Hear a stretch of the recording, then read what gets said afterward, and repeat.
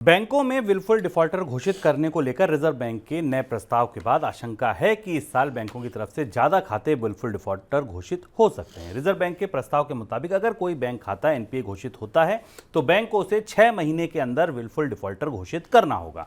वित्त वर्ष 2022-23 के दौरान विलफुल डिफॉल्टर की रकम 50,000 करोड़ रुपए से बढ़ गई है और कुल रकम बढ़कर 3.53 लाख करोड़ रुपए हो गई है। 3.5 लाख करोड़ से ज्यादा के कर्ज ऐसे लोग लेकर भाग गए जिनकी मंशा ये थी कि हम बैंक से कर्ज लेंगे और भाग जाएंगे।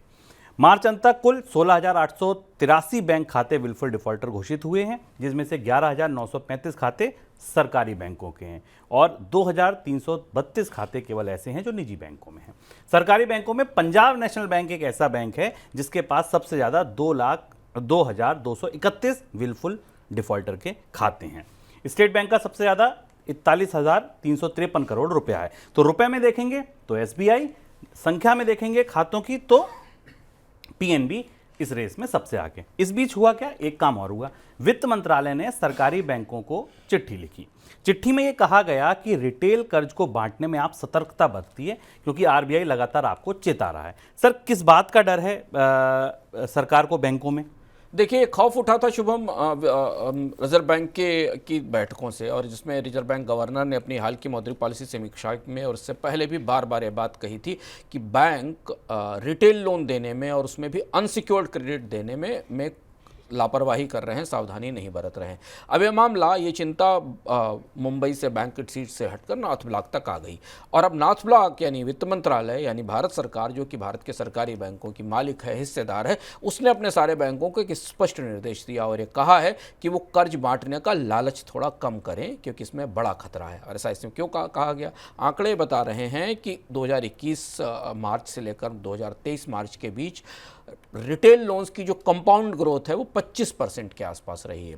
ये ग्रोथ कहीं भी भारतीय अर्थव्यवस्था में बाकी किसी चीज़ों की बढ़ोतरी से मेल नहीं खाती। वित्त मंत्रालय की चिंता है, डिमांड नहीं बढ़ रही है, बाजार में इकोनॉमी में कोई बड़ी ग्रोथ नहीं है, तो ये इतने सारे रिटेल लोन क्यों बढ़ रहे हैं, कौन किस काम के लिए लिए जा रहे हैं, इनसे क्या खरीदा जा रहा है। दूसरी चीज़ है कि इसमें भी रिटेल लोन अब जितना भी ग्रॉस क्रेडिट है बैंकों का, जितना बैंक कर्ज देते हैं उसका लगभग 1/3 हिस्सा बन चुके हैं।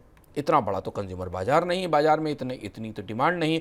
और तीसरी सबसे बड़ी बात यह है कि कुल खुदरा कर्ज में 1/4 हिस्सा अनसिक्योर्ड क्रेडिट का हो गया है। खुदरा कर्ज में मकान खरीदने के लिए, कार खरीदने के लिए लिए जाने वाले कर्ज शामिल हैं जिनके पीछे मॉर्टगेज होता है, सिक्योरिटी होती है, पर ये तो 1/4 तो सिर्फ पर्सनल लोन है, क्रेडिट कार्ड के लोन है, इसमें जुड़े हुए लोन है।